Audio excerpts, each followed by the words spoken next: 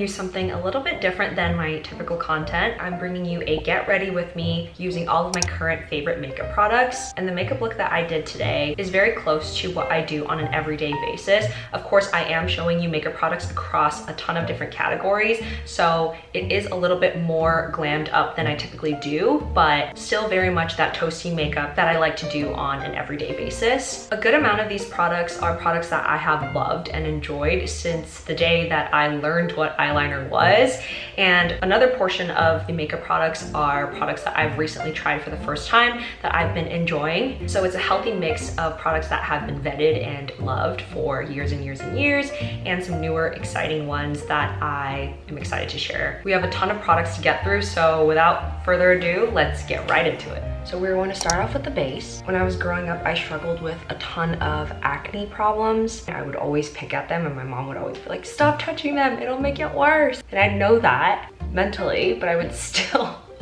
pick at my face. And I wish I could just go back to 15-year-old Michelle and tell her, do not touch your face. But I don't know, would she have listened? Probably not. But one beauty product that I have been absolutely loving, specifically to target my enlarged pore area, is this Danessa Myricks Blurring Balm Powder. The texture is like a moussey, airy balm, and what I'll do is I'll use the tiniest amount of it and I'll put it in the areas that have the most visible pores, and that for me is kind of in my mid-cheek area and a little bit around the nose, and it'll provide the most beautiful blurring effect. And what I love about this product is typically the primers that I've used in the past that target, you know, your pores have been on the matter side and have been a bit drying for my skin. So those never really look good on me, but this is truly almost like a mix of a foundation and a primer, and it keeps that luminous look to the face, which I really, really enjoy. Now for foundation, I've been absolutely loving these two. This one I really don't need to say much about. It is a classic favorite for a reason. But a new discovery that I've added into my mix is this Tinted Moisturizer from Tarte Cosmetics. And the reason why I love this so much is it does feel like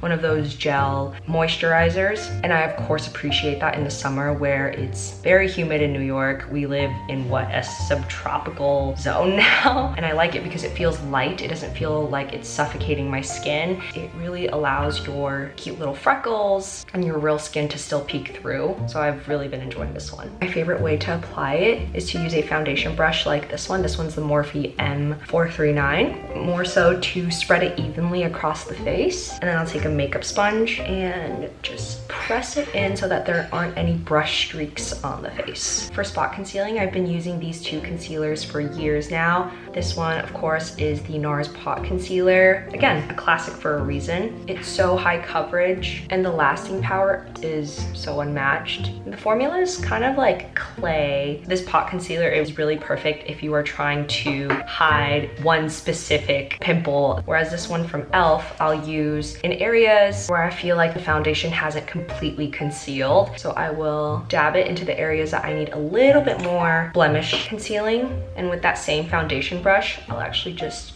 go in. For my under eyes, I've been using this one from Tower 28. I'm just now realizing that I really like base products that feel like skincare. This is that, and I think the name is truly fitting. I mean, it's called the Serum Concealer, and it really does feel like that. So for my under eye, I actually don't like bringing it up too close to my bottom lashes. I know people like to bring it really close to that area because they want a lifted look, but for me, it makes this area look a bit longer, and I just feel like it ages me. It also just like makes my eyes look a little bit smaller. The farthest I'll go is about 1 millimeter below my bottom lash, and then I'll slowly bring it down, creating almost like an upside down triangle on my face. Next, for one of the highlights of this makeup look is our bronzers. This one is the Bronzing Stick by Fenty Cosmetics, and this one is the cream bronzer from Saie. Both I equally love. This one is a little bit more of a deeper color, and so I'll use it to kind of carve out my face.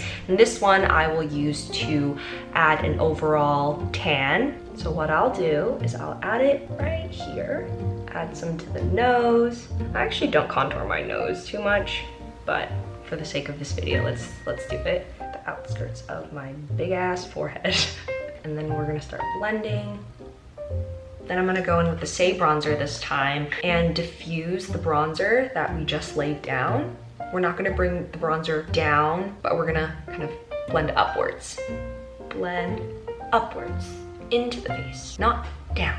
Now, one of my favorite makeup products to play around with is actually blush. It doesn't matter if it's 1 degree away from another blush that I have in my collection. If it calls to me, I'm getting it.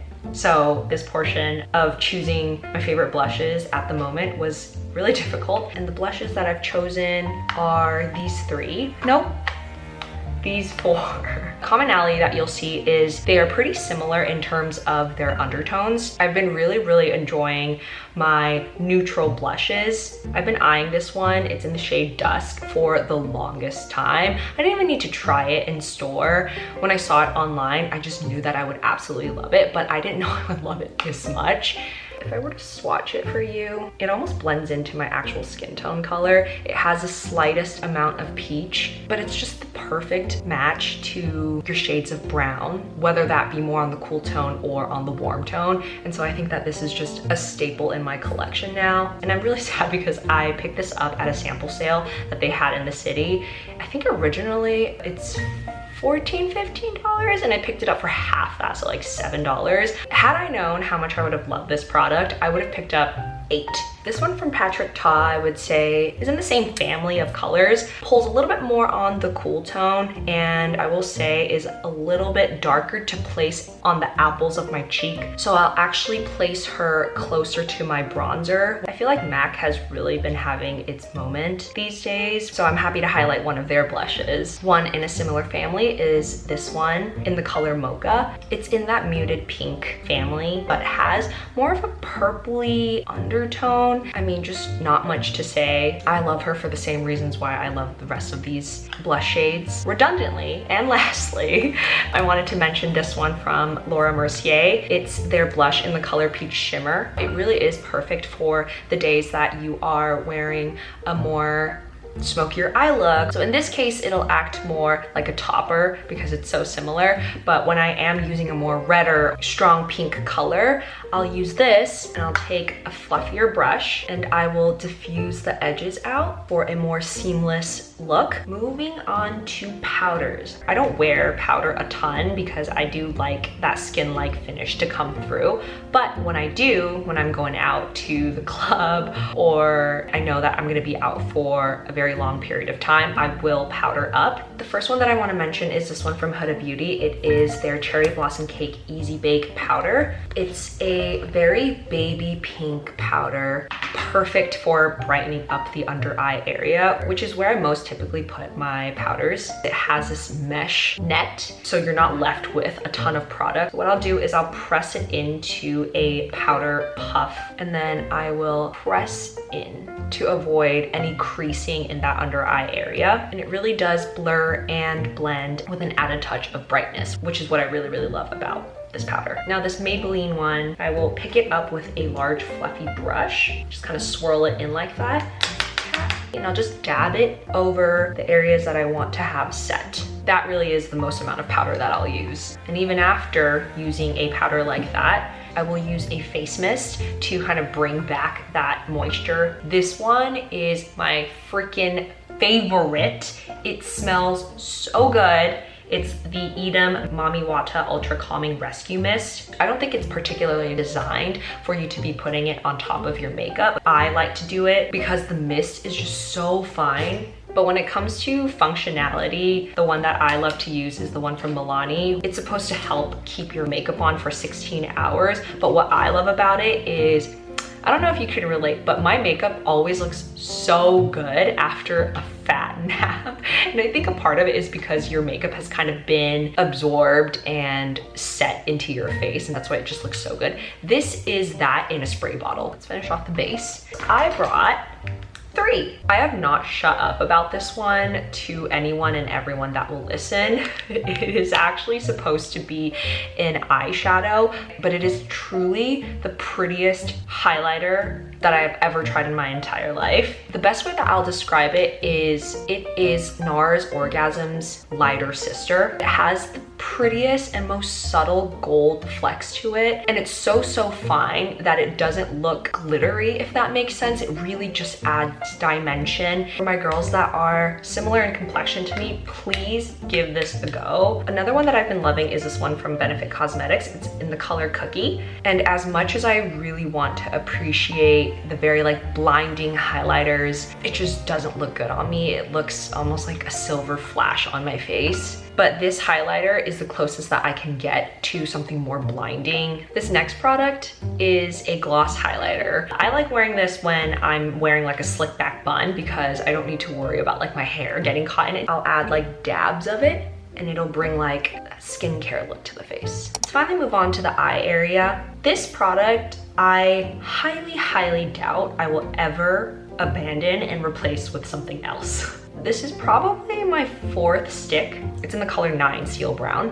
It's pretty mistake proof, or feels almost like a color pencil. I mean, as you can see, the pencil is down to its last leg, and I already have a limited edition backup of it. You don't need to be a professional makeup artist to really master doing your brows if you have this. No matter how much pressure you put on your hand using this product, you will never overdo it. Moving on to eyeshadow, I am bringing you 3 products. Let's start with this one from Glossier. This one is a liquid eyeshadow. It's in the color Branch. It might not look like anything special in the tube, the color of a penny almost. It's like copper. This one's really interesting because when I do wear it out, people have asked me what I'm wearing on my lid. I think it has this really pretty reflexive glitter that makes the color a little bit more ambiguous. So I've really been loving this one. This is an eyeshadow palette from a Korean brand called Cosnori. It's pretty new. I haven't used it a ton, but I've been really loving it every single time that I do use it. It's also just in that same family of blush colors that I really have been obsessed with. That's why I've added it to my favorites. So I will take this shade along with this shimmery one and I'll mix it together. And then I'll take this darker brown and place that on the closer part of my lash line. And I'll flick it outward to add a slight cat eye effect. This eyeshadow is such a non-sexy color. It's nothing special, but it's that capsule makeup product that has been such a staple in my makeup collection. This is the Bobbi Brown eyeshadow in the color Toast. It's just my perfect transition color, but also standalone color for my everyday. For that reason, it needed its honorary mention. For my eyeliner, my favorite one is from Kiss Me. It's called the Heroin Make Smooth Liquid Eyeliner. My eyeliner routine is pretty simple. I actually just do the ends. I'll just add a little flick like that. I hate the shiny glossy look of an eyeliner. I know some people like that, but I like it to not stand out. I just want it to kind of accentuate and enlarge my eyes. I think this really does do the job. We have finally made it to the final portion of my makeup. I feel like I've been yapping for hours now. For lip liners, I have 3. The first one is from MAC. It's in the color Strip Down. This is also my second pencil. Another one that is a little bit lighter than Strip Down is this one from Morphe. It's a recent find for me. It's called Sweet Tea.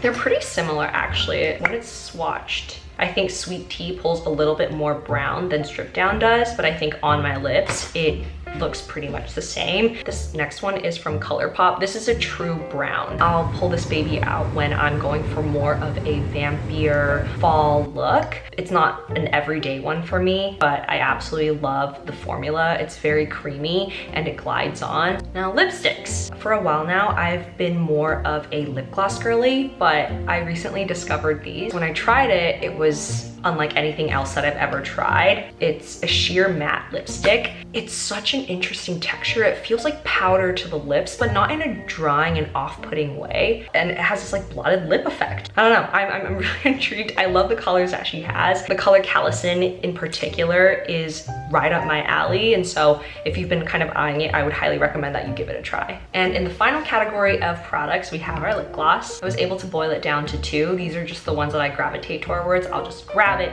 and throw it in my bag when I'm on my way out. The first one is this Lawless lip gloss. The thing that I absolutely love about these lip glosses is it has that classic traditional like weight that a lip gloss does, but it's not sticky. Like if I go, it's not gonna like create these like weird strings. Then of course, it's the Hourglass lip gloss. This is in the color Ruse. The shine on this is unmatched. It makes your lips look like jelly. So we are finally done with our makeup. Let's get the hair all ready.